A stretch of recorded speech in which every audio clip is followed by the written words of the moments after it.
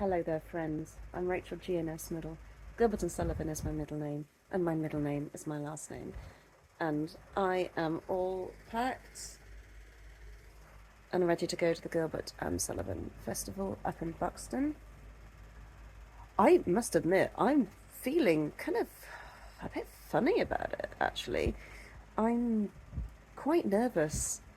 This is the first time I've gone to the festival after, like, as a performer, really, after kind of having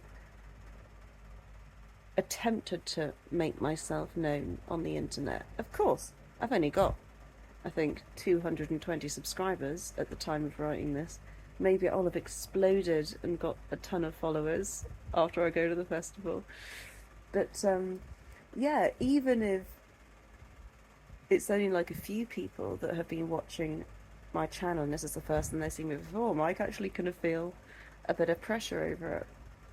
And also, you know, the festival hasn't always been a happy place for me. There have been some things that happen to me at the festival which aren't very nice, and I have to confront that. And others of you out there that suffer from various mental health issues, depression, anxiety, PTSD, you know, there's trauma there for me to address. There's stuff that happened which, you know, I'm not so comfy about. And so it's going to be kind of interesting, a little bit difficult to confront some of that. My action plan: I'm going to get to Euston, get on the train,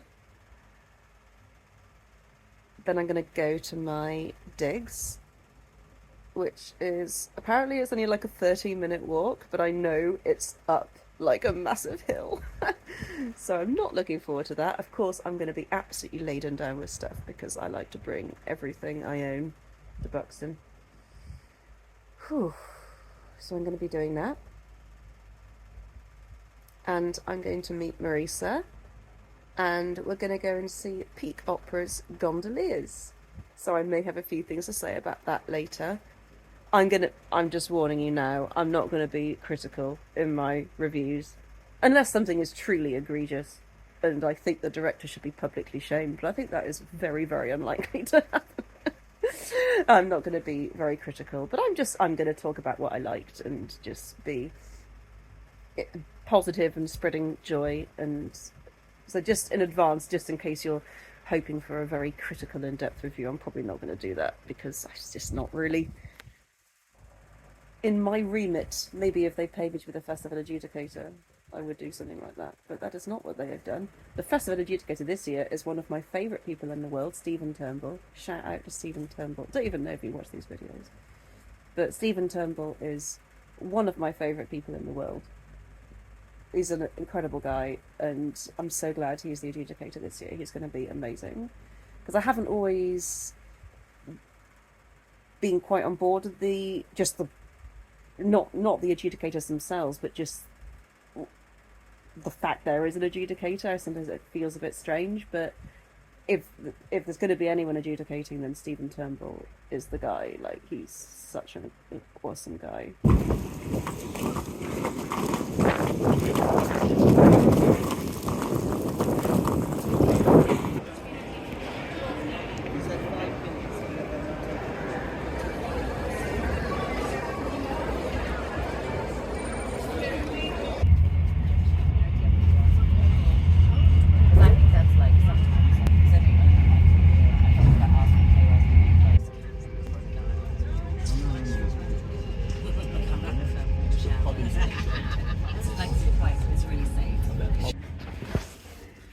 So, I missed my connection, which is not good. Now we have to wait an hour for the next one. Thankfully, Marisa waited for me, so she can wait with me. So let's see where she is.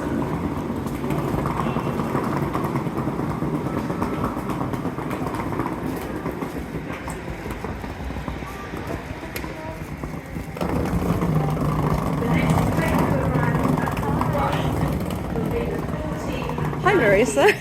How's it going? That was annoying. So Marisa is waiting here for me. Marisa waited, even though she could have got on the last train. And we now have to wait About 56 minutes. like 56 minutes for the next Buxton train. So that's friendship, that is. So remember that I did the festival in Buxton in 1999 and 2000, which is kind of crazy. So in my first festival in 1999, I flew to Gatwick, and then I took the train up from London to Buxton. It must have changed at Stockport or something like that. And of course, I had no idea what I was doing, and there was no internet. And How old were you? I was 17. Oh my God. And I didn't know anybody, and I said, okay, can I fly to England to go be in a show with people I met on the internet? Because that's how you do. And then the next year, by then I had some friends, and we flew to Manchester, and we took, I guess, a series of trains from Manchester to Buxton. I don't even remember where we connected. So there was that. And then I kind of fell off the planet for 18 years. And then by then we were back in Harrogate. The first year of Harrogate, I flew over with Eric and Carol, and we all took the train from Manchester to Leeds to Harrogate. That was easy. And then the next year I also flew to Manchester, but I was by myself that year, so did that. And then we had 2 years of pandemic. And then last year I got driven to Harrogate, so no trains at all. Yeah. Oh my God, also, Marisa, look what arrived.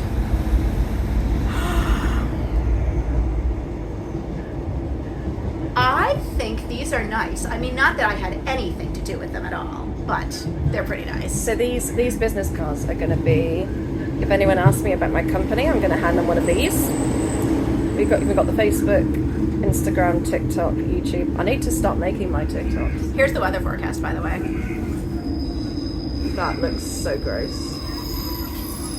That is not good at all. No. Yeah, this is very nice countryside. We have come over a rather difficult country.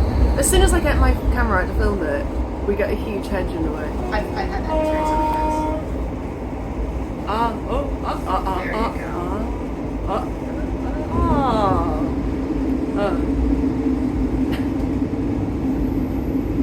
So how are you feeling?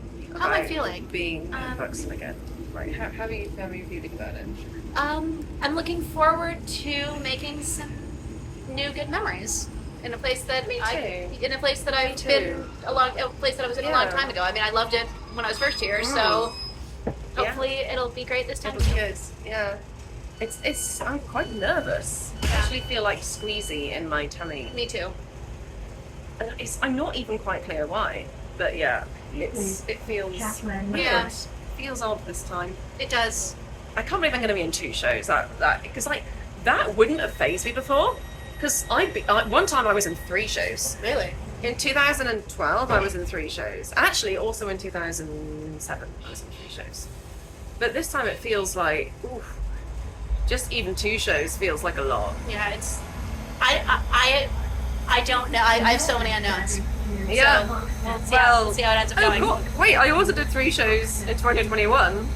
Yes, but that You was see- 2021 was a weird year in every capacity, though. But you know how sometimes you often don't realise how stressed out you are until after you're done? I think that was actually one of those scenarios where I actually had so much to do, but I just kind of powered through, and then at the end of it, I just collapsed. Yeah, and I know how that feels. I have, in some ways, I clearly have less to do than I did last year, but I don't have nothing to do. Yeah. I have all of these cabarets to play, and just generally I have to make myself useful in. So I guess we're gonna figure out just how I'm gonna end up being. I have no doubt that you will be very useful. There will be. Don't let anyone take advantage of you.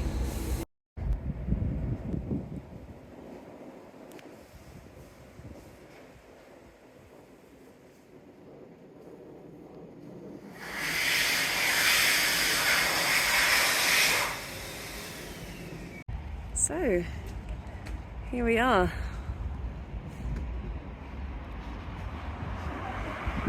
Wow, seems like only yesterday when I was last here.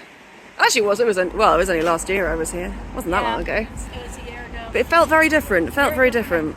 Yeah. Sure did. Because that was literally just like, oh, professional gig, I'm doing this, and then we leave. But this is like, ooh, we're here for a while. Last time I was here, it was warm. Sun was out. This is probably the last time we'll see the sun. So, right. For a while. What we're going to do, are we going to walk or get a taxi? Up to you.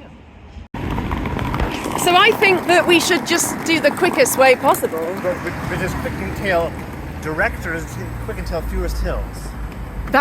Okay, no, I understand the distinction now. Because of what I'm carrying, my vote is for fewest hills. Let's do fewest hills, which I think means going like along the park. Along the Pavilion Garden, yeah. Got you. I gotcha. Look, there it is, the International Gilbert and Sullivan Festival. Yeah. On this week at the Buxton Opera House. Did you press the button?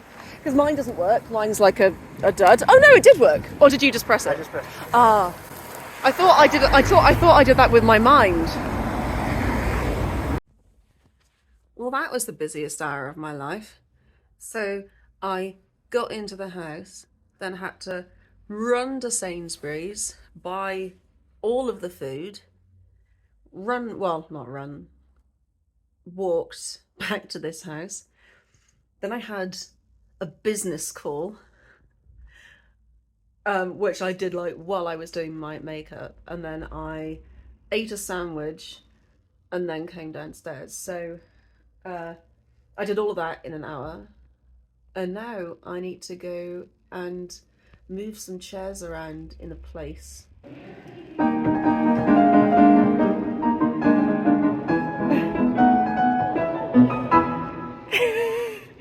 But do you remember that I once had as my phone alarm, it just kept going up and up and up. You've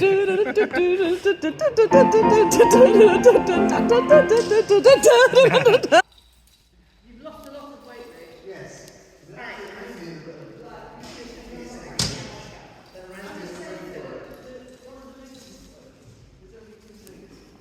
So I was just saying to Rick, go and say hello to Brown Nuggets.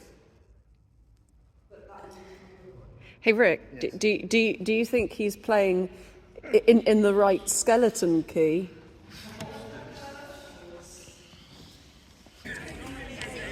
Look where we are. So Marisa and I are about to see the Peak Opera's Gondoliers, and Eric's here. Hello. Eric's our MD for Savoynet's Ruddigore. And so we're going to go in and get our tickets because the show's starting in like 6 minutes and we left it very late. So this is the famous Buxton water fountain. St Anne's Well? So is that what it is? And Rick and I would always go here in the interval between shows? No, the interval between Act 1 and Act 2 of a show. So that's a nice little tradition. So, Rick, what are you thinking of the gondoliers so far? I'm jet lagged, so I as far as I'm concerned, it's now 1 or 2 in the afternoon after I've pulled an all-nighter. But how about that David Thompson as Antonio? How about that David Thompson? He got lifted up. He did. He is fabulous. He sang while being lifted up. He is like my absolute favourite. I love David Thompson so much, and like the fact that I'm calling out Antonio, like shows just how good Antonio is. Like, but that's my man, David. That's my man. Yeah. Now you come in and stand in front of the best. This is so good. One either side of the. It's day 2 of this thing that we're doing. I actually feel so much better today. I'm actually thinking that what was wrong with me yesterday was something like entirely digested, because I found myself like I'll talk about gondoliers in a moment, but so after gondoliers we went to the festival club and I just retreated like right into a shell. I was like I can't, this is too much. It's socially overwhelming for me. So a few of us just went upstairs and we just had like a nice evening, like listening to the cabaret, which was really good, with a lovely Peak Opera cabaret. So many nice songs in it. And we just sat there, and I was feeling really kind of socially anxious. I managed to say hello to David, who played Antonio in the Gondoliers, and that was really nice. But yeah, I was just feeling a bit funny, so I left when Dan arrived.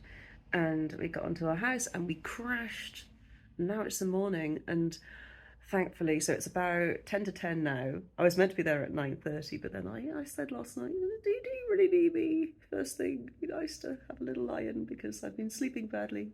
And I'm so glad because I actually woke up at 7:45, so I could totally have been there at 9:30, but it was really nice to just lie in bed, have a bath. I feel very clean. I feel very ready to face this day. I even had a look at my lines, so I feel like I know my lines a bit better now. So yeah, I'm feeling quite a bit better than I did yesterday. Also, I just hate traveling. So, gondoliers. I had a really lovely time. I think I actually preferred Act 2 to Act 1, which is quite unusual, I think, for gondoliers. Usually I think that Act 1 is better. But there was something about the way the chorus really kind of settled into it in Act 2.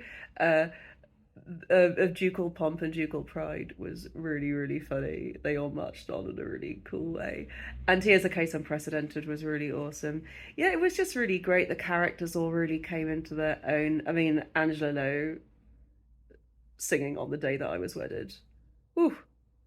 And I really liked Helena as Tessa. I haven't seen Helena perform in years and years, and I really loved her portrayal. She was so cute and like very mischievous. I think you have to make Tessa like that, really. But she was also like a bit kind of like awkward and messy, and that was like, in a very intentional way, and that was I really liked it. Yeah, I really enjoyed everyone's performances. Yeah, I've not heard that tenor sing before. It's lovely voice, really, really lovely voice. Yeah, I had a really nice time. I think I was just exhausted, and I think after the show I just kind of had to be with just a couple of people and then escape. I wasn't really feeling up for kind of the big kind of I've arrived moment. I just kind of hid. Dan, are we ready to head in and face the day? Let me just get my shoes on. I need to buy some earplugs because that was one thing that I forgot to bring with me. Hello. So me and Dan are gonna go in, and I'm also gonna probably buy a vegan sausage roll to eat for my lunch. Stereotypical. And yeah, this is gonna be hopefully a nice productive day. I'm a little bit nervous because okay, so here's a secret that I'm only going to tell everyone that's listening to this video. But I have been listening and imagining Cheerily Carols the Lark in my head, like ever since I got the part. I've been doing that constantly. Every day I think of it. Yet, because I haven't actually got any space where I live, I've not actually ever been able to practice what I'm going to do. So I'm a little bit nervous about just going for it. So I think when the director asked me to do it, I'm going to totally freeze up and just be like, oh, can you help me? You're going to give me like a framework, and then it'll be fine. But like, I know all my lines, I know all my music, so it's good. But yeah. Hey, so What are we we're doing? starting rehearsals. Oh, we're recording. And this is Rose Maven and Lauren. Woo! Yeah. Let's show you around. And Look, back here, what we've got is this cool umbrella rack. umbrella rack. Put your umbrella right here. It's just Oh, there. look, show this. This is really cool. Some flowers. Tell me the history of these flowers, Lauren. These flowers are 400 years old, and they actually grew here out of the rock. It's a miracle. That is a miracle. Yes. What's this church called? I think it's St. John's. St. John is said to have blessed these flowers. And how about this umbrella? This is a very interesting piece. There's two. Actually, there's a. The thing is, this umbrella seems to have escaped from the umbrella rack. This one here. Yeah. Why is this one chosen? This one was in love with this one. This black umbrella here was a Yeah. bad influence on Got you. this maiden here and stole away from the umbrella. That does make a lot of sense. It would Yeah. explain the fact that it's over here rather than in the rack. We have been instructed here to please use the new hooks to hold back the doors. What hooks? This hook? The old hooks are crying. The old hooks are being used for hands right now. Yeah, the old hooks are like, I remember the days when I used to hook the door closed. Yeah. Those days are now behind me. And Very then, sad. yeah, so right now I think they're singing some "There Grew a Little Flower," Yes. and this is the church. I did a masterclass in here last year, and I sang a Lady Fair of Linear Chine from Princess Ida, that well-known Gilbert and Sullivan opera, and it was okay, but it was Donald Maxwell, who was great. Nice. He was so nice. He gave me my- such lovely advice. First time in church, but obviously I know a lot about it because I know the history of the flowers. You know the history of the and flowers. the umbrellas and St. John. I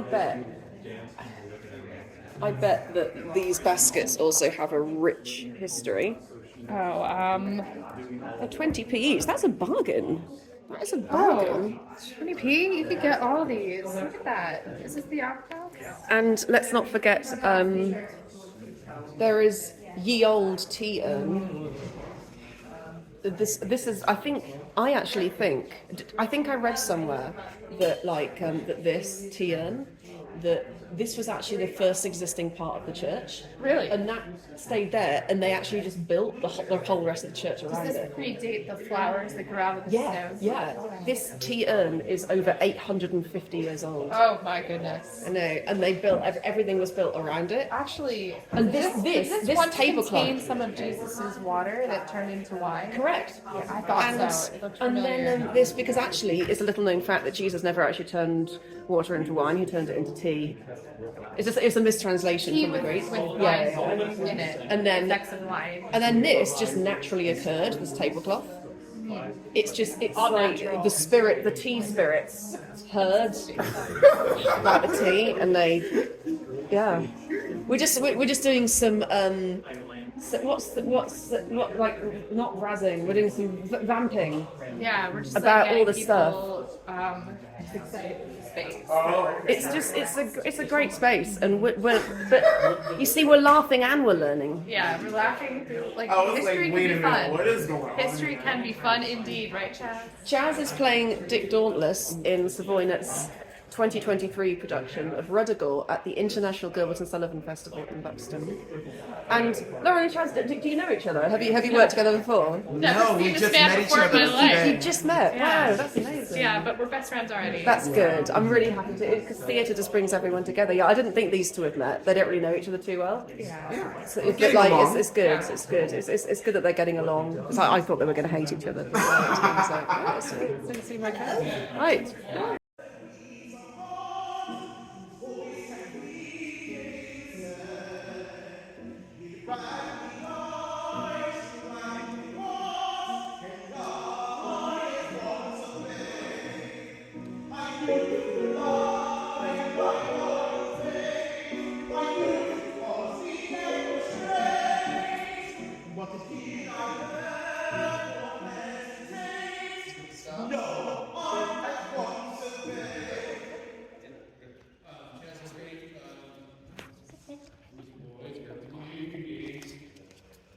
I was once an exceedingly odd young lady. Suffering much from spleen and vapors. Clergymen thought my conduct shady. She didn't spend much upon linen drapers.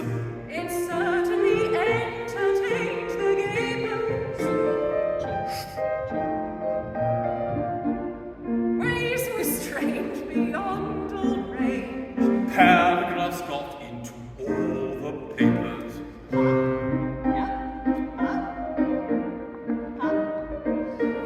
Turn. Step. Push. Push. Push. We only cut respectable capers.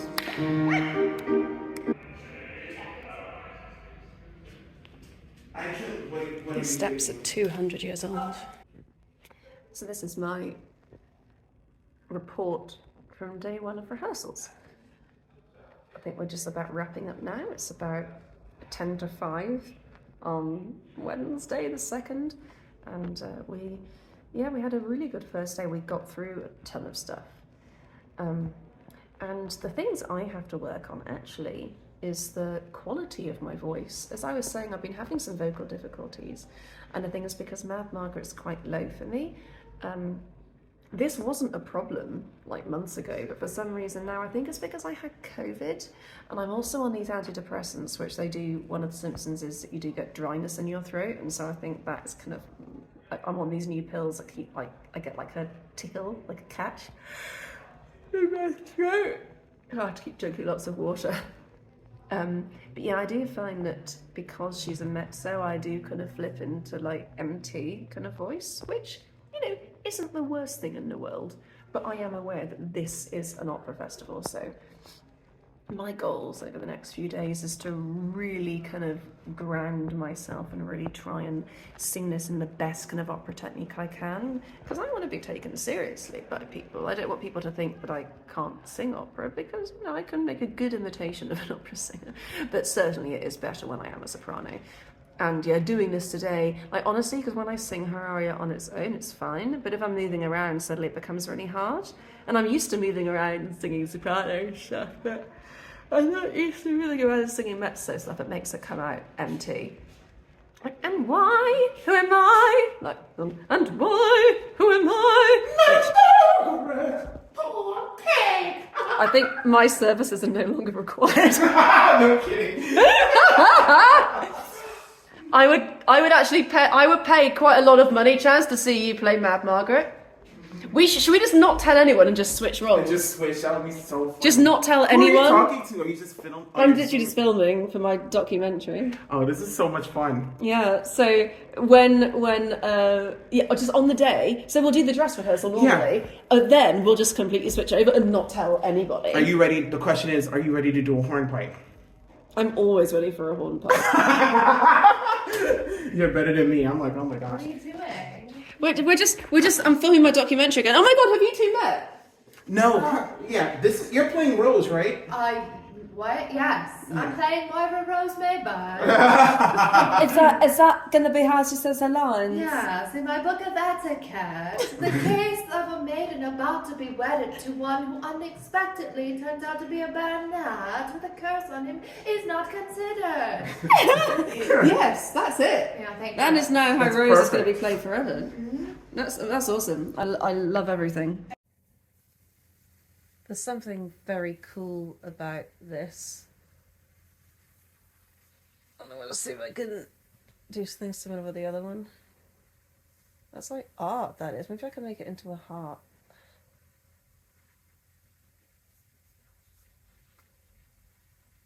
I'm so talented. That's so cool. I'm just going to do a video like this. Oh, so yeah, after rehearsals we did a little kind of meet and greet in the pub, and I think I was a little bit more sociable. I'm feeling a bit better today. I was in quite a lot of pain yesterday, and it's only now that I'm not in pain that I realise how much pain I was in. I must have eaten something because Dan was also feeling it, so I think me and Dan had like eaten something that had like done something to our digestion, so yeah, we felt horrible yesterday, so yeah, we didn't have a great time. But yeah, we're going to stay in tonight. We've just had leftovers that we actually brought leftovers up from London and then just ate them, and hopefully we're going to play some games this evening and have a really early night and hit the ground running tomorrow. I'm really excited about Ruddigore. I think it's going to be really good. So me and Martin, especially Martin who plays Despard, we had a really lovely time with our choreo, and it's hard. I keep falling over. There's a lot of balancing in it, so I'm going to have to practice that many times. But I'm feeling okay right now. I'm not liking the weather. The weather is annoying me because it's meant to be summer, and we've not really had a proper summer. We've maybe had like 3 days of summer in Britain this year. It sucks. So yeah, so you hear that, weather, be better. We're heading to rehearsal. This is day 2 of rehearsals, but the first day of like everyone being there.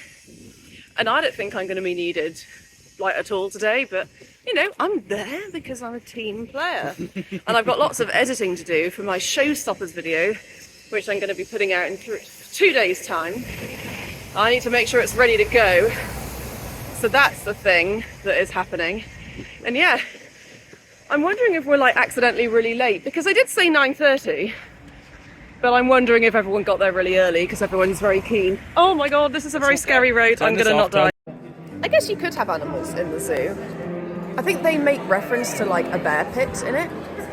So Dan and I are going to see the zoo tonight, and Cox and Box and Trial by Jury, because one of my esteemed friends and colleagues, Sam Snowden, is going to be on stage alongside the legend that is Bruce Graham. So I'm guessing that Sam is playing Cox and Bruce Graham is playing Bouncer. So Cox and Box is a three-hander. There's only 3 people in the show. Right. So the reason I've never done Cox and Box is because they don't traditionally cast females in it. Fine. Because it's meant to be 3 men. Shows what I know. So I guess you could have one of them being a woman, but I've just never seen one where they've done that. I do love it though, it's great. The zoo I don't know very well at all. I'll probably know a lot of the music because they reused some of it in the first bit. Trial by Jury obviously we know already. But yeah, I'm quite excited about seeing the zoo. I've not seen it since, because I've just seen the Charles Court triple bill like 3 times of it. But that's the only time I've ever seen the zoo. And that's my favourite one. It's the only one I've seen. So it'll be weird seeing a different one that's not the Charles Court one, which I've seen 3 separate times. So yeah.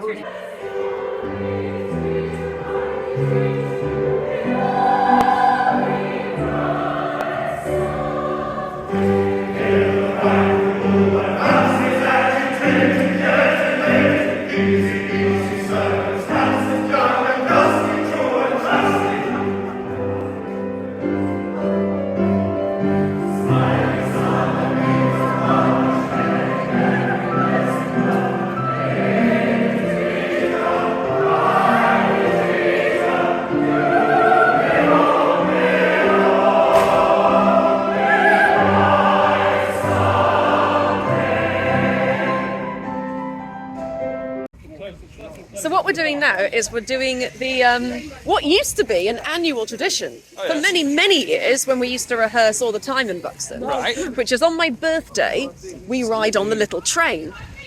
Preferably don't die. We're good. We're not going to die. And because there's a little train on the park, and I haven't done it for so long. The last time I did it would have been maybe Yeoman of the Guard, which was 2013. So it's been officially 10 years since I've ridden this little train. Exactly 10 years, because I always do it on my birthday. And so that's what we're going to do now. Catch you in a bit. So, Happy birthday, Rachel! Are you guys excited? Are you guys excited about the train? I don't even But know actually, it was your birthday yesterday, wasn't it? Not yesterday, the 1st. Ah, okay. It's- So we're also celebrating your birthday. Yay! So it is such a nice day as well, because I honestly thought it was going to be horrible and rainy the whole time we were in Buxton, but it's actually really nice. It's especially for your birthday, Rachel. I know, it's my birthday. Comes a train of little ladies. Okay, that's the key. On scholastic travels free, each a little bit afraid is wondering what the world can be. Is it but a world of trouble, sadness set to song? Is its beauty but a bubble bound to break along? So yeah, it turns out I didn't know all the words to that song. So that turned out amazing. And that was far too low. So this is a big tradition. I used to do this on all of my birthdays at Buxton, but the last one I did was the Yeoman of the Guard. So it's 10 years. It's literally 10 years since I've last done this. To the day. To the day. Hey Rachel. Yeah? This is your birthday song. It isn't very long.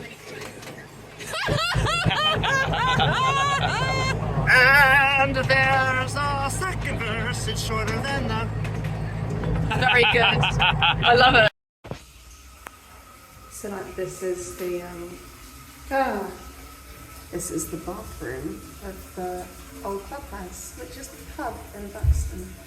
I'm wearing my birds and my flowers, and I'm ready to go and see a Cox and a Box. Tell me how much you're enjoying the Full Bear Theatre channel.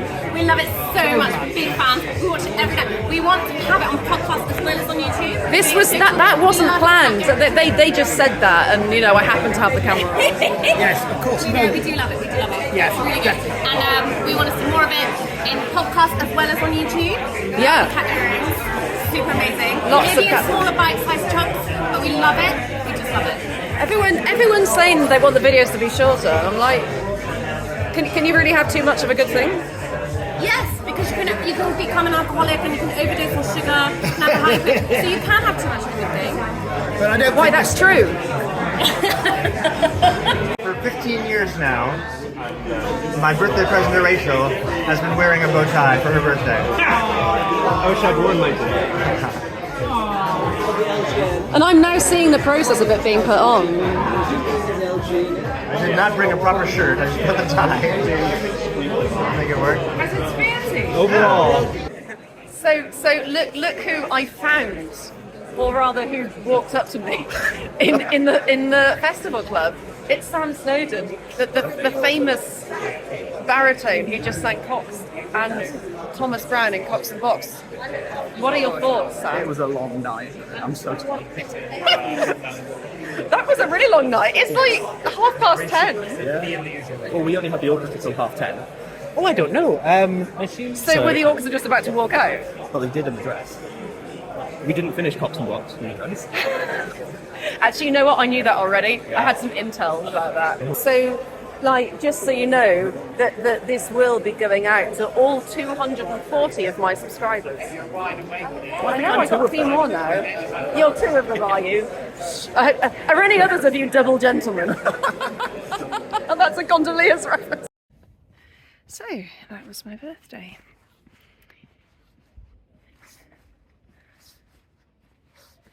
What do I have to say? It was a good day. I think when I think of birthdays, that was a good one.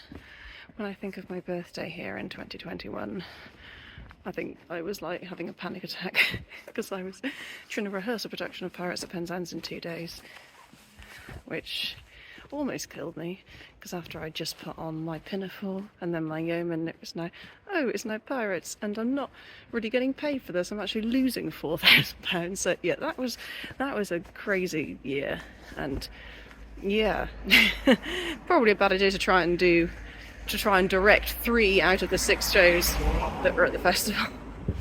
So that was nuts. This is actually the first year I've not directed a show at the festival since 2017. So wow, it's been 6 years. And yeah, it does feel a bit odd, but it's quite nice as well. It's nice. So this is day 3. Is it day 3? I think so. Well, it's like day 3 of waking up in Buxton. And I am going to do the get-in for the Grand Duke. Well, the get-in's already been done. Oh, no, it's Marisa. Hey! Happy show day! Thank you! And I didn't die across the road. And here's Amaretti! I have a birthday card for you Oh! yesterday. I didn't see you yesterday. Oh! Hello! Grand Duke Day!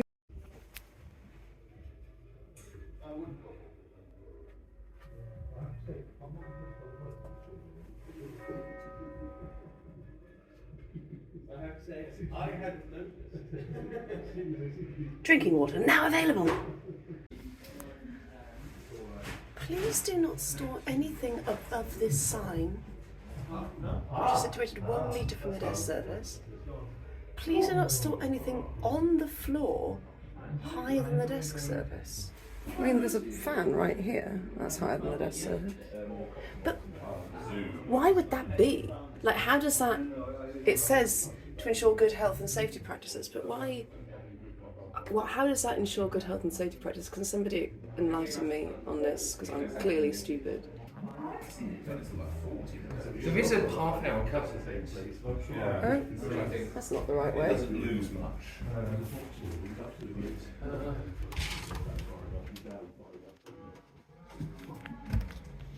It is 9:30 on Friday the 4th of August. This is the get-in for Grand Duke, which is incredibly surreal. And I'm back in a Pavilion Theatre, which I've not performed in since Rose of Persia in 2007, I believe. So here we all are. That is the stage. Well, it's not the stage, that's the audience. But you guys know what I mean.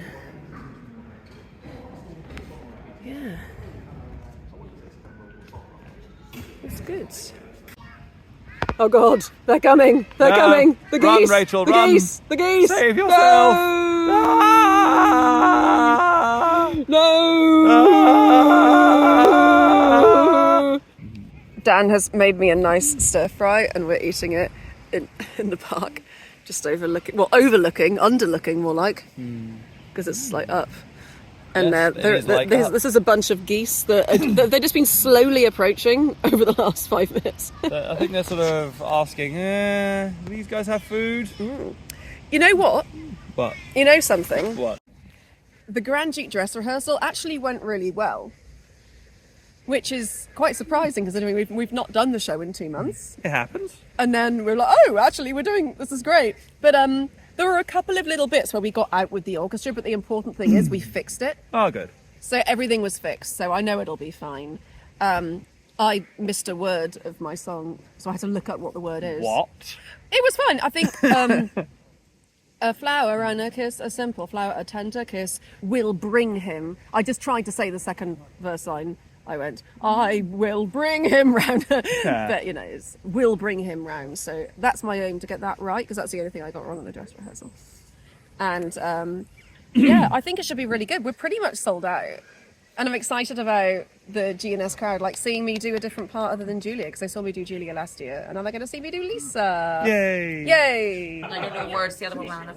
So, in Mikado. Yeah, we're filming. I thought we were posing. The phrase of the day is weaponised incompetence, isn't it? Yeah. And all these men saying they need help doing their makeup. It's literally just smearing goo on your face. Like, And it no longer looks gooey. But you're so much better You at doing draw a it. line. Look, I can even do it with my left hand. You draw a line here and a line here. When you can So do that, if you're a man that's always asking women to do their makeup for them, just watch a YouTube video. Yeah. Because she doesn't There's know tutorials for everything no words for her nowadays. to sing, and you just Oh, go, for everything, Yeah. even hiding a body. Can you tell this Well, wasn't let's done see. by a girl? That's amazing. That was me. That's really good. That's better than mine. I always get like little black speckles under my eyes. They may not come past. Come mighty must. Come mighty. How are you guys feeling about the Grand Duke? It's going. Can you hear it? It is going. I love it. I really enjoyed watching that one, or most of that. Was it good? I actually, the dress rehearsal went really great, and they're a great audience. It did, and the dialogue that you guys were doing was the best I've seen it. That energy-wise, Really? it really came across. Oh, nice. Just now, that dialogue. The dialogue when it's the five of you. Yes. Here's a nice mess you've gotten us into. Yeah. The pudding-headed baboon. That was brilliant. Like, I mean, the energy was really good. We are very good. You are very good. But yeah, Is that a new necklace? No, I wore this last time as well. I didn't notice. And the amazing clips. And I got earrings and my little This is just clips. something she had. I just had them. She just didn't. I got these from Annabelle. I actually bought them with the kind of with the thought that I'd wear them to the Savoynet Grand Duke after party, but then I totally forgot about them. But then So how many Grand Dukes have you been in? This is number 6. This is 6. Yeah, because St Andrews, then the first Savoynet one, then I did one with GLOC, then I did my own with Forebear Theatre, and then I did the Savoynet one in the summer just now, and now this one. That's number 6.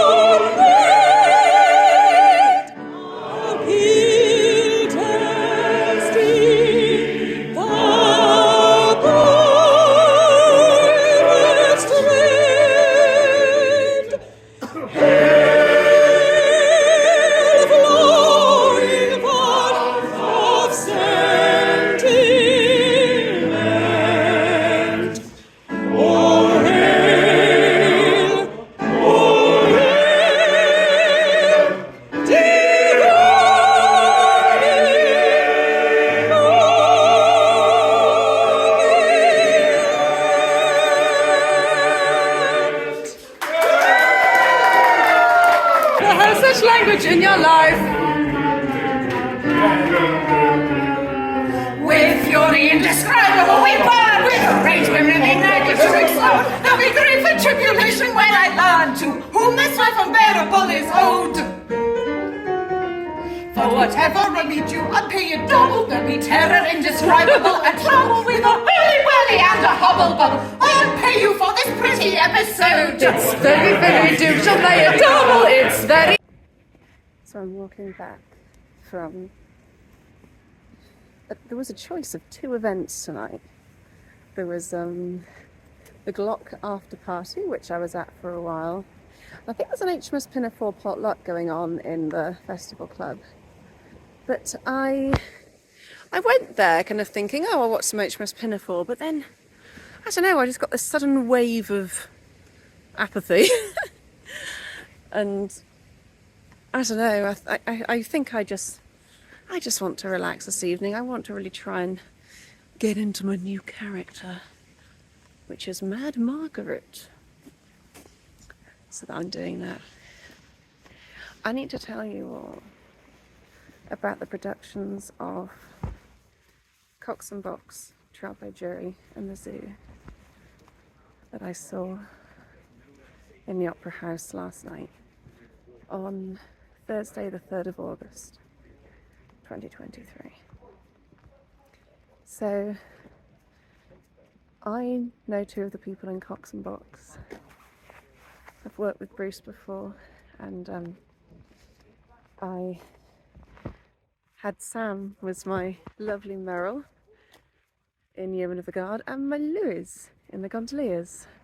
Lewis was just last year, and I thought they did a really, really good job. Like, they did a really good job, the cast. And this was the case with all 3 shows. I thought the cast were really good. Victoria Golden as Angelina was lovely. Oh my goodness. I mean, of course, Nicole Baldwin was excellent as Eliza, and the soprano in the Zoo, Letitia, she was great. So I think the cast are really good. I think what the show suffered from for me was A, a lack of direction, and B, not enough rehearsal for the direction that was there. And no kind of clear vision. I found that there was like a moment when the bridesmaids came on in trial and they were very kind of energetic, chavvy teenagers, and that was kind of funny. So yeah, there were some bits in there that were like, oh, that's cute. And also I'm very aware that a lot of these people suffer from dementia as well. And again, I think every individual on the stage is working really hard. I could even see attempts to kind of, the chorus members were like communicating with each other and having like little chats, and that was cute. They were like having opinions about stuff. So you could see that individual people on the stage did such a good job, and I'm not faulting anybody that was on the stage. But the orchestra was not in time, with the singers a lot of the time. Lots of entrances were missed. To me, I felt worried watching it. Like, I felt insecure. I felt like these people are not completely confident with what they're doing because they're just very under-rehearsed, obviously. And I think that's a shame. So as you can see from my very attractive raincoat, it is in fact raining. Yes, so I'm just popping to rehearsal. I'm not even called, but I'm just going with Dan to support him because I might need to stand in and be a ghost if he feels a bit sicky and needs to sit down. But that is what we are on our way to do now. It would be nice to see what some of the bridesmaids have been up to. And then, yes, so from this afternoon I can really start thinking about MM and what I'm going to do. Because I think before I've kind of had it in the back of my mind that that Lisa comes first, you know, but now it's like, ooh, full guns blazing. Is that what you say? All guns blazing. Full steam ahead. I tried to combine those two phrases. Any and all of the above. I don't usually film strangers, but that's the biggest dog I've ever seen in my life. That must be like a Landseer or something. That big... Oh, there's two of them. Oh my god. Nice. So yeah. So I've got my hot chocolate from beer... Oh, there's no... I thought there was going to be... Oh no, there is a little thing. Beer and bean. I got recommended it was like a nice vegan hot chocolate. I'm a bad vegan, but I'm still a vegan. Like, I wouldn't have a non-vegan hot chocolate. I feel very contented, actually. I just stood in for Dan doing Ghost High Noon, and that was fun. It was fun being creepy. We had to use a lot of creepy hands, and who doesn't love a creepy hand? And then, yeah, I'm having a nice wander back. I'm going to go to this shop called Shabby Chic, which is next to where I live in Buxton, to see if I can find some gifts for our raffle for HMS Pinafore. I usually spend about £150 on raffle prizes, and I end up making about 400, so it's like a really good money spinner. I always try and make sure I get really, really lovely things that I know that people will really like. So that's what I'm going to do now. So it might seem silly, but I've got really, really good memories of this car park. And it's a very nostalgic place for me, because this is where my parents first drove me when I went to Buxton for the very first time. And I remember we parked in, I think it was this car park here, and we got out of the car and we saw this young man carrying this Yeoman of the Guard score, and I knew that Yeoman of the Guard was one of the pro shows that festival. I remember thinking, wow, he must be in the chorus of the professional company. And I was like, oh, wow, what a cool thing. And now, 18 years later, I've not only been in the chorus of the professional company, which I was actually in 2011, just in one of their shows because somebody was sick, but still, I was still in it. Put it on my CV. And not only that, but I've directed for them as well. I've directed for the pro company. It's like, wow, that Rachel would have been very proud to know what future Rachel had done. And who knows what the future holds as well. We have just finished our principal rehearsal on Saturday, the 5th of August. I am feeling not so great. And Dan is ill, and I'm just a little bit worried I'm gonna get ill. And so, okay, it could be completely psychosomatic, because I have been known to be a little bit of a hypochondriac on occasion. So it's possible that just because he's ill, I'm feeling ill myself. I did notice that it was slightly harder to sing today, but that could be because I was singing all day yesterday as a soprano and this was really low, so it wasn't really coming out too well. So it might just be that I have to just adjust into my mezzo voice. But yeah, it wasn't coming out great today when I tried to sing. The building was cold.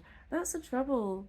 It's possible like people are just coming down with stuff because we're rehearsing in this kind of cold, damp church. And yeah, it's not the best really for voices, at least not mine. But I know I get cold way more easily than most people, so it wouldn't be right to change the rehearsal venue only because of me, even though I am the most important person in the universe. The trouble is, I'll tell you what the issue is actually.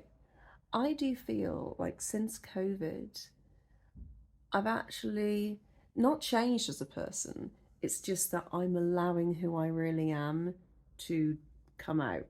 I'm kind of being a bit more authentic. I'm a bit braver. And I've only been getting kind of more brave as time goes on. But the trouble is when you're seeing people who've seen you for a couple of weeks every year for the last 20 years, being authentic feels inauthentic. Because I think to myself, oh God, well, they're going to think, oh, she's changed. When actually, no, I was always this person. Actually, it's just, I'm now, you know, I mean, how have I changed? I think what's come out about me is that I'm trying to get a bit braver expressing my opinion about things. I think I'm braver just like generally in my kind of beliefs about myself, I know my value a bit more. I know my worth a bit more. And I'm trying to embody that as much as I can. But when I come here, I do feel a bit hesitant to do that. So I think to people watching my videos and meeting me in real life, it must seem like I'm a totally different person sometimes. Sometimes I think I'm just as ebullient and exciting and interesting as I am in my videos. But other times you'll just see me kind of being quite shy and not really wanting to engage with people. And that's not because I'm rude. It's because sometimes I do just get extremely shy and in my own head, and I don't really quite know how to act. I mean, I cannot be the only GNS fan who's a bit socially awkward. I think there's at least 5 of us. So this is a favourite of all the people in the GNS festival. There's a Scrivener's bookshop, and you could very easily spend about 5 hours here. It's just me and Dan at the moment. But it's just an absolute treasure trove. There's so many really lovely old books. Ooh, Dali. That was rehearsals. That was a day of rehearsals. And I'm now getting ready to go to dinner before going to see GLOC's Mikado, which I'm really excited about because it's directed by Sarah Helsby Hughes, who I really like, both as a person and as a director. And so I'm really looking forward to seeing that. Matt Civita, who plays like the lead baritone, he was telling me he was really enjoying it when I met him outside a late night chip shop the other night. He was saying it was really good. So yeah, I'm excited about that. I'm a bit exhausted. Yeah, I didn't really film much today. There was not really much to film. I was feeling, again, it's like a bit of a lull. I think I was explaining that last night, but I'll try and get some footage tonight because it's then the American cabaret, and I've got lots of friends involved in that, so that should be nice. Sometimes I just, I guess depression just means that sometimes I'm just a bit bummed out. Probably didn't help that I was at rehearsal from 1:30 today, and I was only used at 10 to 5. So yeah, I was just kind of waiting around, and it happens. I'm happy to wait around, whatever, but it's still a bit like, it does affect one, even if it's acceptable to have to do. Of course, this is what happens when you order food at 6:45 and it doesn't come until 20 past 7. So we literally ate half our food, and then we picked up the other half, and then Moses still got some of it, and we're running to the opera house to see the Mikado. And oh my god, there are still people outside. I mean, it's fine. Okay. Oh, that's Tyler. Oh. Our food just didn't come. So yeah. Hi. Our food didn't come, so we're going to go into the show now. Well, enjoy the show. Why would you pass it? What? Okay, yeah. Okay. Come on. Hey! Hey, little doggo. So, you really can't see me today. I am just leaving the festival club, where I've just been talking to the lovely Matt Civita and the lovely Muriel Cunningham, who played my mind's gone blank. The bottom maid, and also Phoebe last night. And as a little bonus fact, I hear rumours from somebody who would actually know this. It's not just something I've made up. That I was actually very close to getting that track, that Phoebe bottom maid Edith track. So, it was in my interest to make sure that she was good, and she was. So, I do not feel offended. No, I was never going to be offended by that. I'm not really an opera singer. I'm not an opera singer. So. And it is the GNS Old Company, so fine. But it's good for them to have options. Gilbert didn't cast opera singers, he casted actors. So yeah. Anyway, Mikado. I was chatting to Sarah as well, the director, what I really loved about this show, what I loved was just how good the chorus were. The sound was amazing. I loved what she did with the chorus. There was so much stuff going on, so much fun choreo. I didn't think the choreo like always matched up with the mood of the music, but it very much matched up with the theme of what was going on, which I guess in this instance probably was more important. Particularly lovely touches where I thought the kind of chemistry experiments during Braid the Raven Hair, I thought that was lovely. Just everything with the hockey sticks in their entrance. I really thought the chorus added something really great. A guy did a backflip at one point. It was so good. Just like loads of people adding their own personalities into the mix. It was really nice, and they were obviously having such a good time. And yeah, the principals, I mean, obviously they're all excellent singers. Matt Civita does a very good lead baritone, Lortai, everything else.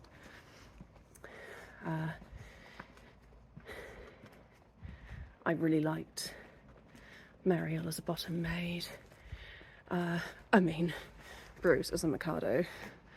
He was pretty deranged, it was great in his song. And Stephen Page as the auxiliary baritone role. And if you told me Stephen Page was playing that role, I think I'd have been a bit surprised, because he's not what you expect from that role. He's quite austere whenever I've seen him in all the parts I've seen him play. But it really worked, and he sung it so beautifully in a way that I've not really heard it sung before. Like, he had such depth in his voice. When you usually hear that character sing really light, it was really nice to actually properly hear the notes. There was a really funny guy who, he's the one that sings the one line. He was awesome. He made me laugh. And yet, just the opening chorus was fantastic. That was great. So, I like to say something constructive, because otherwise you'll think I'm just being disingenuous. So I would say that because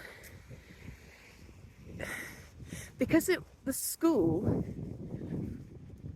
I was never quite sure if it was like a framing device, like if they as a class were putting on a production of the Mikado and then the teachers were just kind of joining in.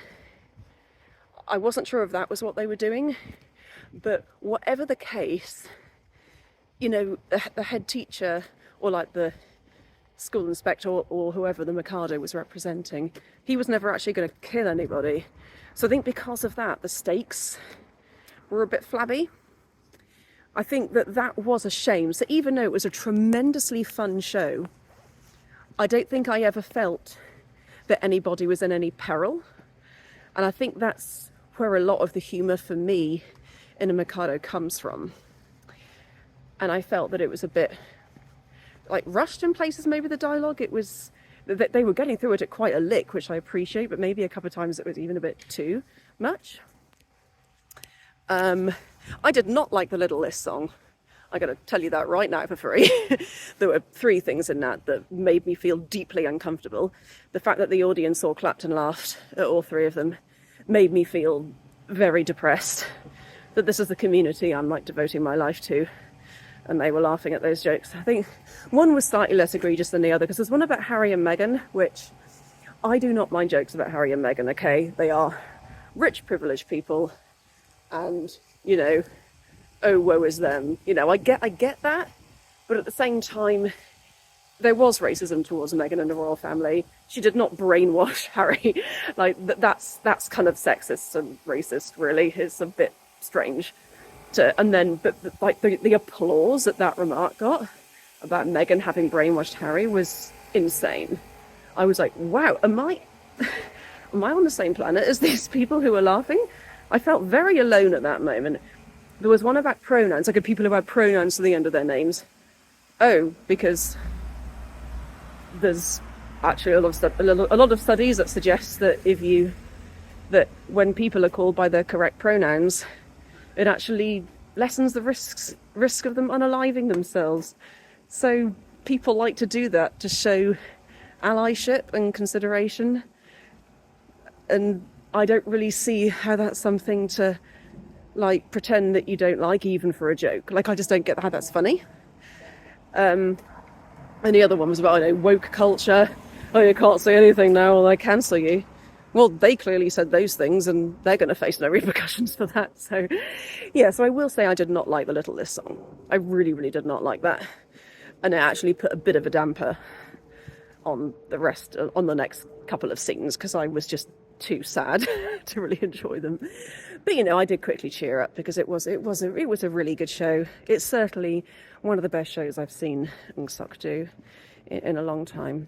I thought it was really imaginative. Sarah is such a good movement director, and yeah, I thought that was really lovely.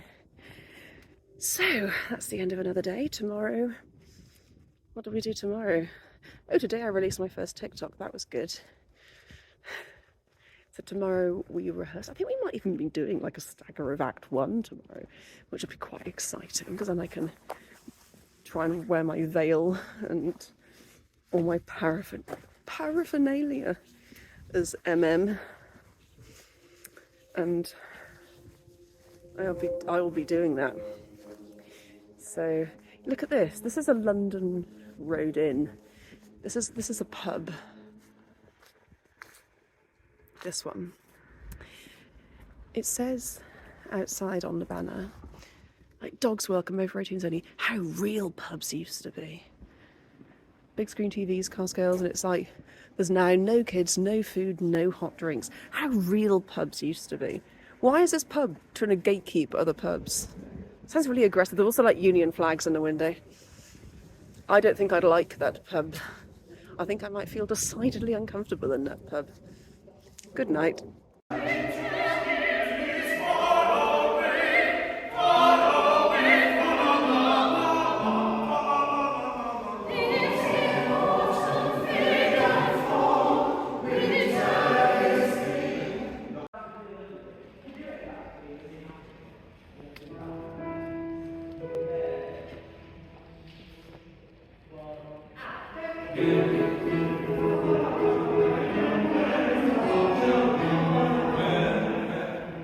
So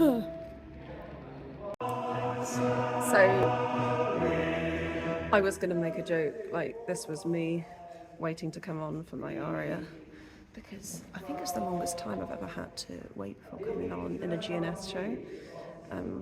So yeah, the joke is that I died before I came on stage because I was waiting so long. But the male chorus actually have to wait longer than me, and of course poor Roderick, and Despard in fact, so I'm not even the last character to end. Isn't that right?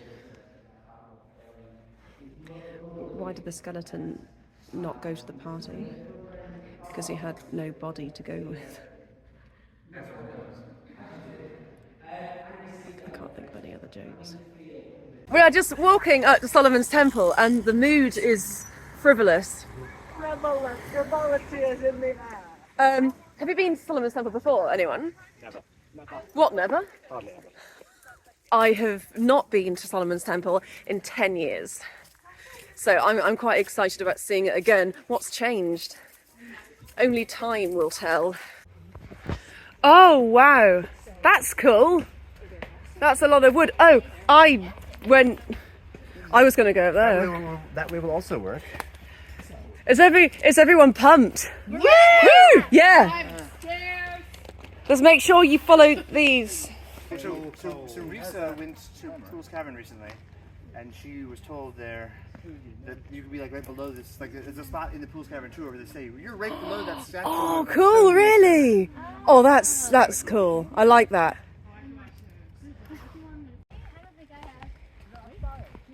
They're not very common in America. So it's obviously to allow humans to group it up. I'm sure I've seen sheep getting through here. That's actually not a terribly difficult style. No. Excuse me, that is sizes. That will be whatever.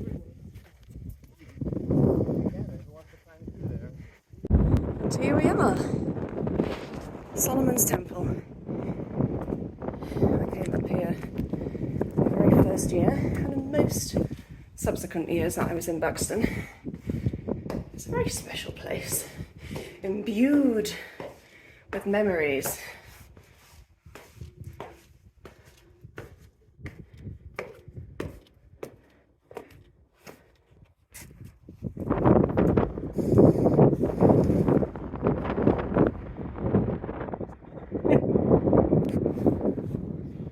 Wow, look at Buxton. There are our horse friends. Look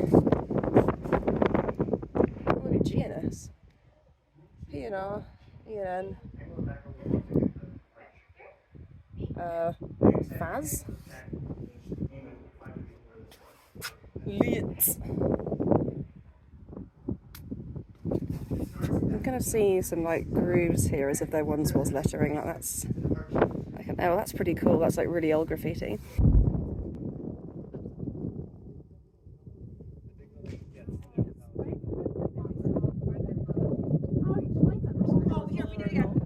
This is why I can never run for office because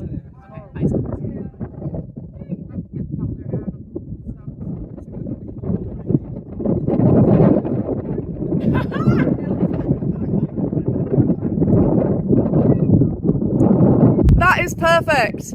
Okay, say cheese. That was a video. I'm just messing. Okay, now do it. I'm gonna. Are you strong enough? Yes, rip it. We're gonna do like this.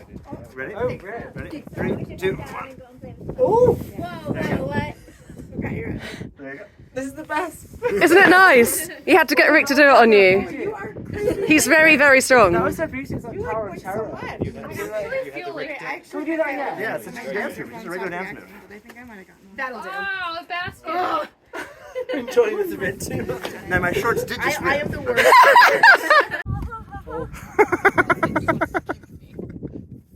I'm just in nature like with the horses. Whoa!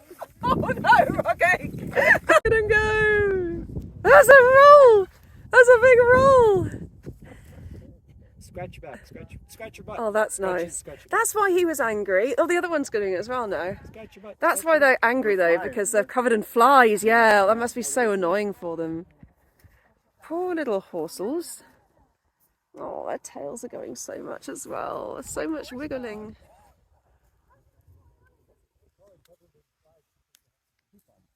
Then he dies. Yeah. You want to delay life-saving surgery, sir? Save the children! Now we are both here. 2 jobs. I'm not doing this on camera.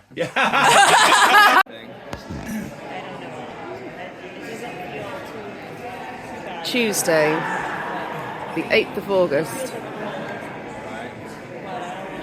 That's weird. There was a flashing on the screen, but it wasn't in real life. That's so weird. That's not happening in real life. That's only on the screen. I got home and I crawled into bed and I thought. We had a little bit of a party last night. I mean, I don't drink, obviously, so but actually I do have a headache. I think there was a lot of shouting. I do feel a little bit raggedy, so yeah, hopefully it'll go okay today. It is our show in 2 days. Yeah, my hair's a big mess as well. I look a mess today. But I'm wearing this cute thing, so, I mean, whatever. And it's the Brussels Iolanthe tonight, which I'm quite looking forward to seeing. Dan's never seen a live Iolanthe, so that'll be nice for him. But yeah, I'm really tired today.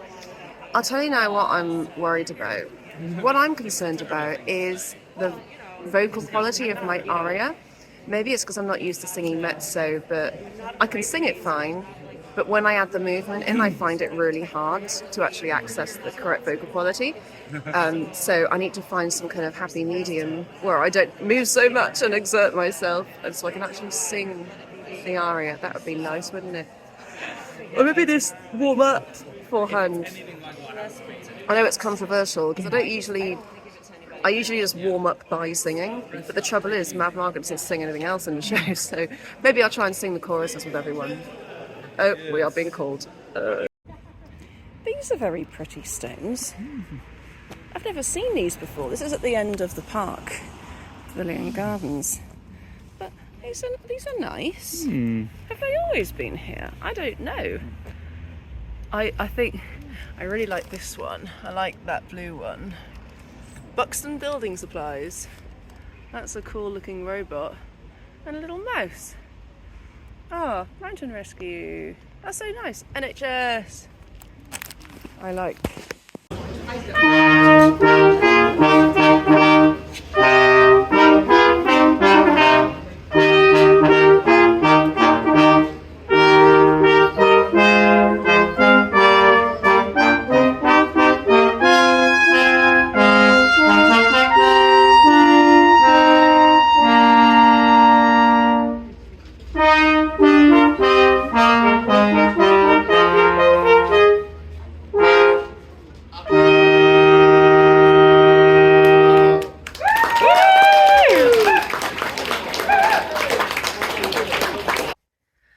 So I'm just back from seeing the Brussels Light Opera. Where's the best light? I just saw the Brussels Light Opera do Iolanthe. So, okay, this is the one to beat. It was so good. It was amazing. The costumes were stunning. Like, I love what the fairies were wearing. Like the Elfias were so cute. Very much what I want to do if I direct the Mikado at any point. But yeah, that's pretty much what I want my Mikado chorus to look like. So it was good to see my opinion backed up by a competent authority. It's good to see people with those Elfias on stage. They were really cute. And Angela Lowe as the Fairy Queen. Who could ask for anything more? No, she was awesome. I will say though that Talala and Mount Tara really kind of took the show for me. Like, I absolutely love them. Like, especially like Mount Ararat's voice. This is Thomas. So Thomas watches my videos. Hi, Thomas. And he was an absolute star. Like, oh my God. His voice was incredible. He was so funny. He moves so well. Like, he's definitely one to watch out for if you've not seen Thomas, because I know that he played the Pirate King last year, but I didn't bother to see that show because, like, I'm going to be very honest with you all. I select which shows I see usually before I come to the festival, and I usually only see maybe 3 because I just can't afford to see any more than that. And Pirates of Penzance is pretty much never on my list of shows to see. I like Pirates. The trouble is I'm usually in it at least once a year, and I just get a bit pirated out. So I more likely want to see the ones that I don't see every year. So this year I saw Iolanthe and the Mikado and Cox and Bucks Trial by Jury in the Zoo. So next year I might see the Sorcerer and, I don't know, Patience or something. So I try and see like different shows every year. And also, well, I saw the Gondoliers Peak Opera. I always see Peak Opera no matter what they do because I've got so many friends in it. But yeah, this one, I did have some friends in it actually. Sarah, who played Celia, also extremely well. She's someone I talk to on Facebook a lot, and she did such a great job. Like her and Layla and Fleeta, played by Annika. They were such a great team. And how adorable was Streffen? Like, oh my God. Basically, I would say, apart from like maybe like a few lost lines here and there, like the diction and the dialogue was so good. Like, to the extent that I would say it actually might be better than most shows I've seen. I'd say it actually is the best I've heard dialogue read so far. Obviously, I'm not including the Mikado in this because that's a professional company, so we'd expect them naturally to have good diction, so I'm not even thinking about them. But when I'm thinking about Peak Opera Gondoliers, yes, that was good, but I would say that Brussels really did take the time so well to like enunciate in a way that I think even people in Savoynet aren't quite doing yet. And I am crazy about diction. Like, because if you can't hear the words people are saying, like what on earth are the audience expected to do? How can they understand the story? Because unless they know it already. But for me, you know, you want to hear the words. You shouldn't throw things away. And like today, like yeah, maybe it occasionally version a little bit too slow, but I'd rather it was too slow and we can hear the words and it's just garbled. And I absolutely loved Strephon and Phyllis's scenes. They were absolutely adorable together. They had such a joyful energy, and they were just adorable as well. Because I think I've said in my Iolanthe dialogue video that I've often seen Strephon and Phyllis played in ways that are quite unlikable. Like I've seen them be really stroppy with each other and like quite unpleasant to each other. And yeah, that is in keeping with the text. There's no reason why you can't do that. I'm just wondering why you would choose to do that if you can make them likable, because isn't it nicer to watch likable people on stage? I don't know. Maybe that's just me. But these two were so likable. And like, yeah, of course they were a little bit kind of catty to each other now and then, but they were so sweet with each other. And I really love their dynamic. Oh my God, Tallulah was so funny. There was a bit where when Mantara says, "Not even to oblige a lady," and he thinks about it and then just goes, "No!" It was brilliant. But yeah, I thought it was just outstanding all round. I really enjoyed that show. I mean, I want to say something constructive because I want to show that I'm not just saying great things. I will say that I thought the fairies chorus was maybe a bit more engaged than the peers, so I'd say that peers that should take advice from the fairies chorus on how to be a very energized chorus. I had a lot of fun with my peers when I directed it a few years ago, because I made them like ridiculously posh, and they pronounce things like stage le. People love it when you make your choruses posh. Like slaves for the moment and Republican equality. People get such a kick out of that. Now that really kind of added some spice to the Piers chorus. So yeah, I did feel like the fairies were a much more kind of realised unit in terms of like emotional precision than the Piers were. So maybe that's one thing. that's one thing. I spoke to Thomas for a bit afterwards, the Mantara, and yeah, he was really happy with how it had gone, and yeah, just congratulations to everyone in that show again. I really loved it. It was just so full of life. There's so many people on stage. That is one of the drawbacks of Forbear Theatre, because no matter how good my vision is, it'll never be like the show I saw tonight, because we just don't have the people on stage. And this is why I kind of want to direct like a large amateur chorus, so I can get some experience of doing that, because I've never really directed a very large chorus, so that'll be something quite fun for me. So hopefully I will be doing that at some point. I did another TikTok today. I did a Constance and Dr. Daly one. It was good. But I'm going to go to bed now because I'm pretty tired. But I'll try and make some more videos tomorrow. I think there's going to be probably quite a lot on the last day, the day of the show. So I've been a bit lazy about it these past 2 days. But you don't care. Hello, this is the penultimate day before our show. We're just heading down the hill. What a nice day it is today. Makes a change. Yeah. How's your voice holding up, Dan?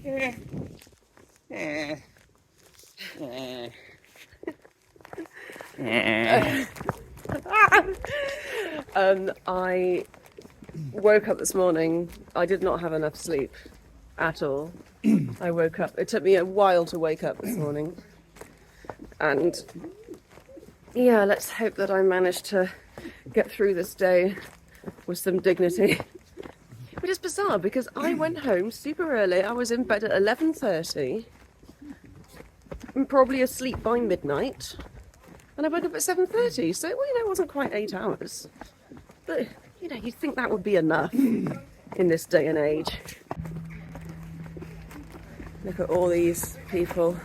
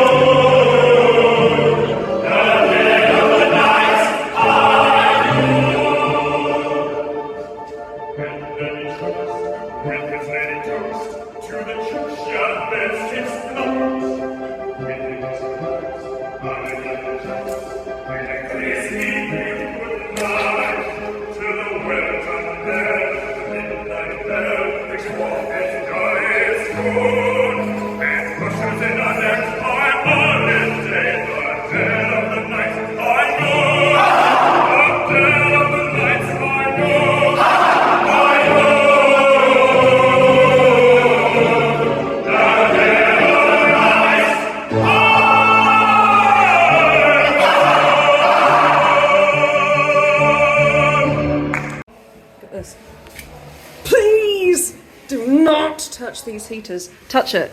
I dare you. Don't put it on Facebook. I don't want to get fans. I'm telling. You're in a house of God, Lauren.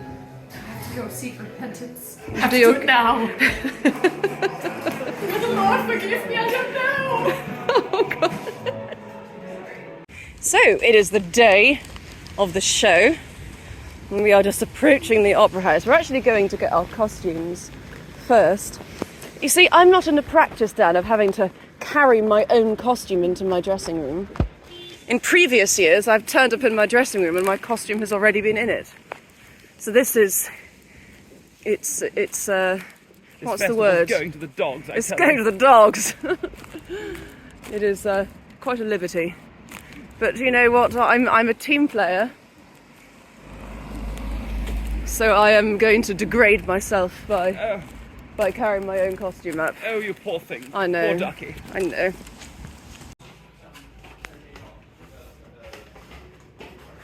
What are we doing?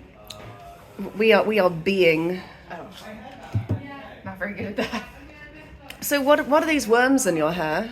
These are for my role as Medusa.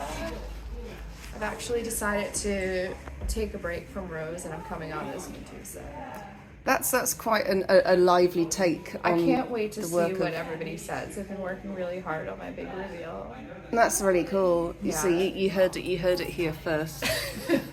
But yeah, this is our dressing room, and this is my favourite dressing room.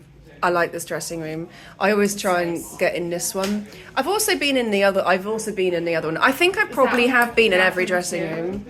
I think it does. I think it has a bathroom. But now I'm second guessing myself. I mean, there's only one way to find out. Go find out. Do some reconnaissance. degree was after the usher very last.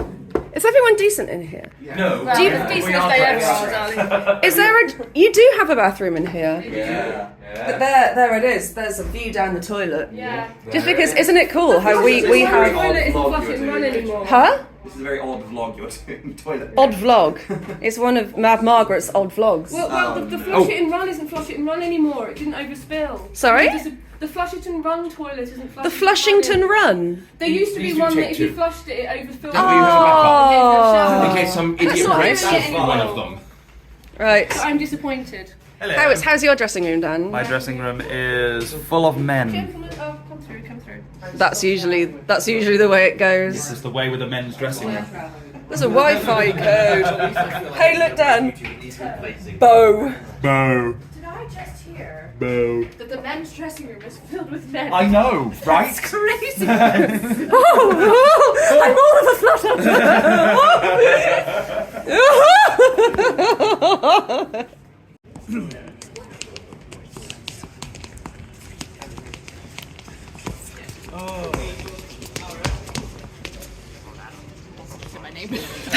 I thought it as well. No tap dancing on the stage. You and Chaz should practice the rolling and kiss because they're not on an incline. And apparently last time something happened, they toppled over fast. What? Oh, No, that was me. That was me because, it was for the Zora, but belay of absolutely necessary. And Rich Miller just kind of grabbed me and just went bong, and we fell on the floor. We just went flat on the floor. And that was my first ever time performing at the GNS Festival. And it's been all downhill since. I know. I'm telling you that one on the right is what's that one? Hildegard or something, who was like the... Hildegard von Bingen? Yeah, that one. That's who that is. Yeah. She was also a bad among all her other accomplishments, she was a bad baronet of Ruddigore. So, this is the day of the show. As you can see, they're doing some ghost business up on stage. I'm feeling very relaxed. I had a very good sleep last night. I made the right decision in going home early.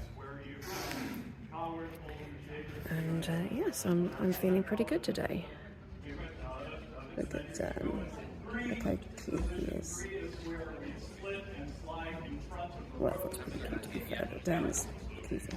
No doubt, in spite of all my pains, the interesting fact remains. I think he was a little boy. He was a little boy. 5 minutes, Miss Brown. Merci, Claudette.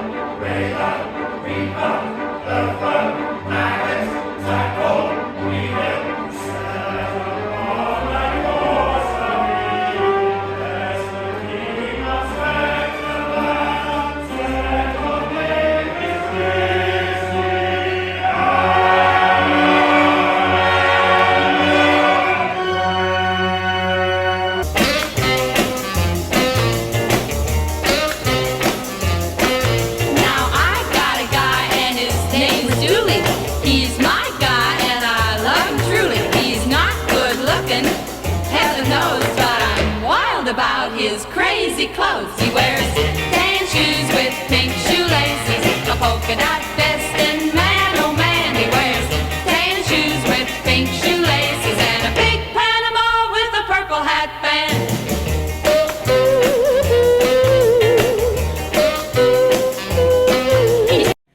Okay, so the show is in half an hour. I mean, I'm not on stage for about 10,000 years. But the show is starting pretty soon, so that's exciting. It's about 7 o'clock. We're in the Buxton Opera House. Ooh, maybe I'll film myself in the mirror. That's a little bit better. Maybe a more dynamic angle. I don't know. What do you think? You get all my raspberries and blueberries in there. I've eaten extremely well today. I mean, apart from I had some crisps. But, you know, it's show day, so you can treat yourself a little bit. but I've had these green olives. I've had this 4-bean. Oh, it's a 4-bean salad. See, I thought the whole day that it was a 3-bean salad. I've been lying to everyone. I've been telling everyone that it was a 3-bean salad, but it was in fact a 4-bean salad. So I need to find everyone I told it was 3-bean and put that right, which I will do immediately after I finish filming this video. So yeah, I feel strangely calm. I think I'm probably going to be quite nervous when I go on. I made a little choreo mistake in Act 2, just in the Matter Trio. I just basically forgot what to do and just did something different. But hopefully it's all going to go pretty well. I'm going to think about Act 2 when I've done Act 1. My bruise? Yeah. Well, you can, yeah, how about, all right, why don't you just like, gonna be better tomorrow. That's a shame. I got a really bad bruise in this opera house. I walked into one of those seats, the armrest of the seat. That's nasty. It's lethal. Because like Marisa, when I did that like 15 years ago. It was like my 3rd festival, and that bruise didn't go away for like 3 months. Sweet. And it felt hard, like for all lumpy. I'm very excited about this now. So Marisa, you're going to watch the show, yeah? Well, no, I'm on stage left because I have to hand people props. I have to fire the sound effects.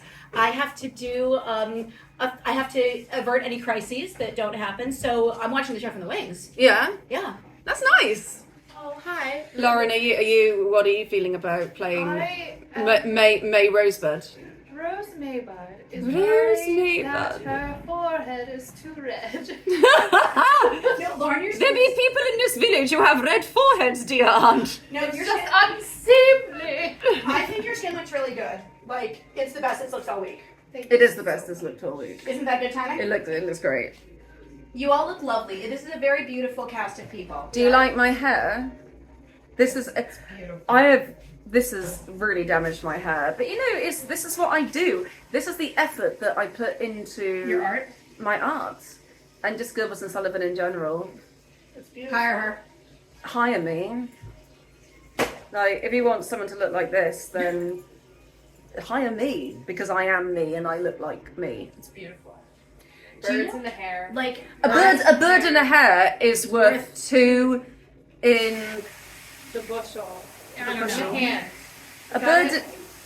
I mean, it's a bird in a hand is worth 2 in the bush. That's it. But they say that a live ass is better than a dead lion. They do say a live ass is better than a dead lion. Ladies and gentlemen of the orchestra, ladies and gentlemen of the company, this is your orchestra and Act 1 beginners call. Thank you. So, that's cheerily carols the lark and the scene over, which is the bit I most wanted to do really well, so let's relieve that's over. My voice wasn't like amazing in it, but because it's just so dry. We're all really struggling with how dry it is out there, because I guess it's quite warm today, but yeah, it's dry as. But I think I actually did pretty well. I mean, I'll have to watch it to make sure. Funnily enough, like that audience, they laugh at things I didn't think were funny, and they didn't laugh at things I did think were funny, so... But like, yeah, lots of things I said, so it was really good. And the kind of by laughs, I mean like the kind of laughs which obviously weren't just them expecting to laugh because the line's funny and them actually laughing at what I was doing. Like, you can always tell the difference, because often people just laugh politely when they like the line, but I could tell I was making people laugh, and that's my favourite thing. I like to subvert expectations and do things in slightly different ways, but in a way that I feel is very, very kind of faithful and true to the original. I think the way I was capering around was fine.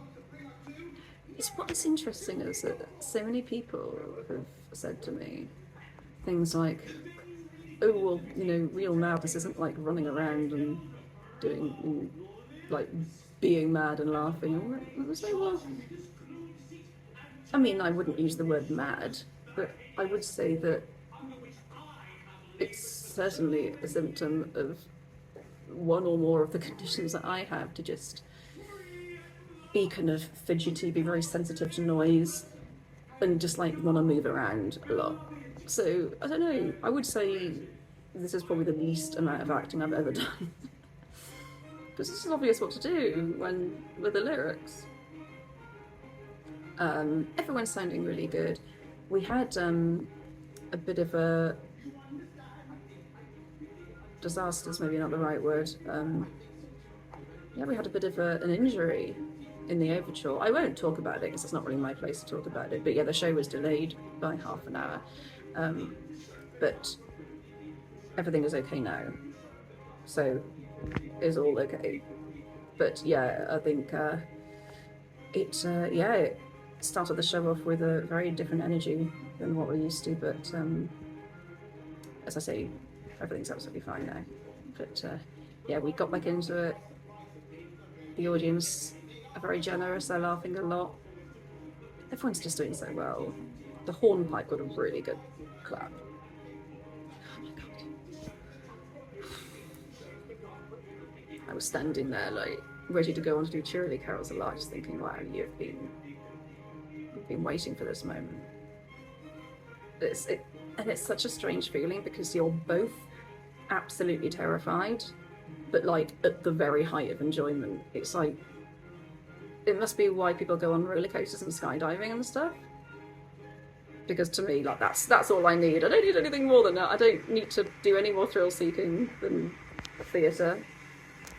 And when you lose that, it's so sad. Because, you know, this is what professional acting is. Because I find that when I act professionally, you lose that fear because you just do it so much. And of course, yeah, the show's still really great, but there's something about amateur theatre that I kind of almost prefer, even watching and being in, because there just seem to be more stakes for the actual people. Mr. Everyone, this is your call. Mr. Everyone, this is your call. Thank you. I just got a call. I'm not gonna get ready in time. I'm only half done. Stay tuned to see if I make it on stage. Can I help you? Yes, I'm actually a little bit lost. I went out to my portrait and I think it's gone into storage. I'm looking for Ruthven, I think that's how you pronounce his name, Ruthven Murgatroyd, because I need to threaten and haunt him. Right, I think you have to just go out of this door and turn left, and you'll see like a lot of things that look like they belong in a theatre. Oh, right. But don't worry, it's all just an act. It's just because he just happens to have like a theatre in his house, and that's where he lives. So don't be thrown off by the fact that it looks like a theatre. It's been upgraded, I see. I know, yeah. I hope you find it. Yes, I hope it goes well. Well, a theatre shouldn't make much difference. I mean, what's the difference of scaring one person to 500? Yes. Have fun. Bye-bye. So, Lauren, how good were we? We were incredible. Marisa, were we good? What? You yes. You were phenomenal. We sucked. She thinks we sucked. What's up?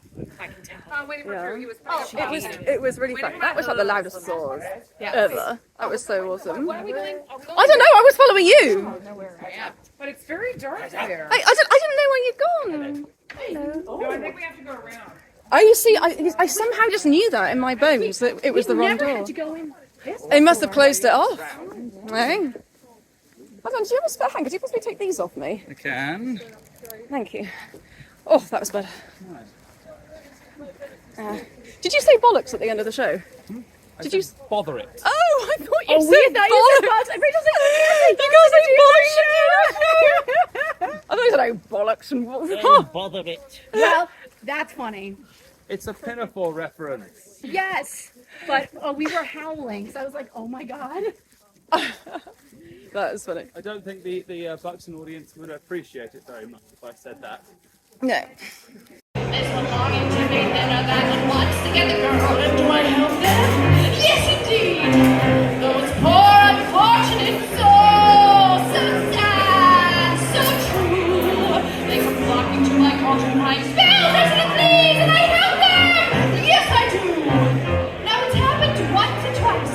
Someone couldn't pay the price, and I'm afraid I had to rake across the coals.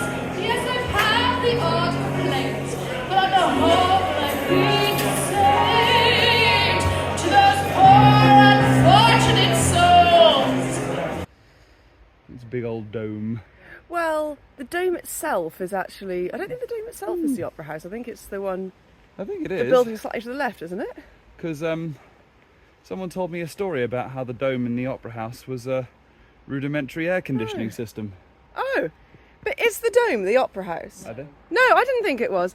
Because look, you see there's the big dome, and then to the left there's that, you can see another building that has like a green, like copper spot. That's the opera house. Yes, it is, yes. Yeah.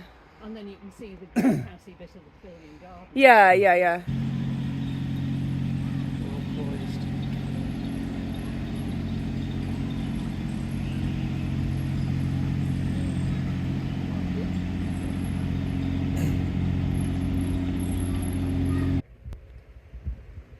I just got into the house, took off all my clothes, put on pyjamas, and got into bed, and I already have a Daenerys with me.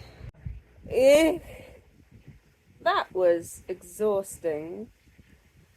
So on the final day, we went up to Solomon's Temple with my parents, and then we had a nice final lunch at the clubhouse, at the old clubhouse. Isn't that right, Daenerys? You weren't there, of course, but it happened all the same. Then on the train home, we got to see the award ceremony. It was really annoying because I kept glitching, and Neil Smith would be saying like, "And the award goes to," and my live stream would freeze. I'm like, no. And I was with Lauren when she won her best female voice, or best voice by a female in a female part, or whatever the award was. But that was very well deserved. I was really happy that Lauren won that. Sadly, I'm not eligible for the awards.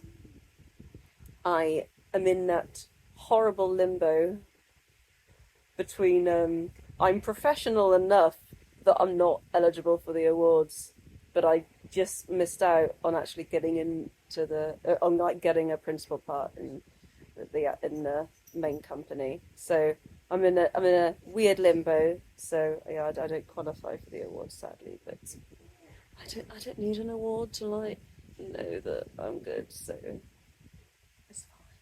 It's fine. Do hire me though. Hire me. So Dan, as a complete festival virgin, what were you like? What's your conclusion about the Gilbert and Sullivan Festival? Do you recommend it? Was it a good experience? The show? The Gilbert and Sullivan Festival. The show itself was. Oh, sorry, am I getting in the shot here? Hello. Gilbert and Sullivan Festival. Yeah, I enjoyed myself. I had a lot of fun. I was only singing in the chorus, but that was fine, you know. Excuse me, you starred as Sir Rupert Murgatroyd. Yeah, fine, I starred as Sir Rupert Murgatroyd. But, you know, I enjoyed myself. Buxton's a nice place to hang around in. I was a little bit taken away by the sort of pace that it all rushed through. Yeah. But, you know, I enjoyed. Yeah. Do you think you'd have liked to have seen, like, more amateur shows? It had been, like, a bigger kind of thing? Because it used to be really like that. I would have liked it if, I mean, obviously Buxton's not very big as a town, and maybe it just doesn't have the space, or indeed spaces, but it would have been really cool to bring some people in who had some weirder ideas, I guess. Yeah, I think that's kind of what I miss as well, because I remember when I used to go to the festival in like 2006, 7, 8, there were just so many shows, and I think, as Stephen was saying in his opening speech to the awards, I think the quality was a bit more variable, but I didn't mind that, because I would rather see something very brave completely fail than see, you know, an Iolanthe that's exactly the same as all the Iolanthes before it. That was not a slight to Certainly Brussels. Not. No, we enjoyed that. Because that was great. We enjoyed Brussels. And that was a great vision. I love that.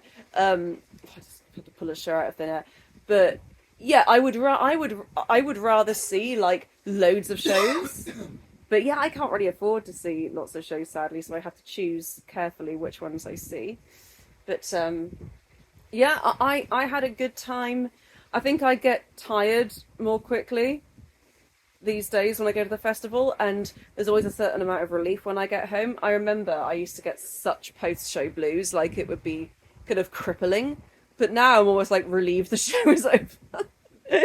But I think I would have liked to have had just like a little bit more rehearsal because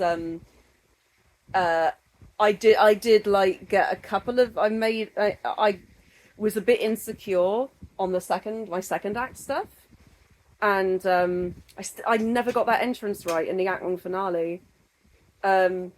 It was bizarre because I just couldn't hear the orchestra, and when I can't hear the orchestra, I freak out. And some people said, "Oh no, you were right." Other people say, "Oh no, the orchestra was ahead of you, and so you were right to stop." So I'm not really quite sure. I'll have to watch it to see what happened there. I don't think it'll look too bad. I imagine it was only for like a second, but in my head it was like, "Oh no, I stopped singing and went out of character for like 10 minutes." But no, I don't think it was that bad. But yeah, that is our rounding up of the GNS Festival. Do you think you'll do it again next year? If they let me in. Only time will tell.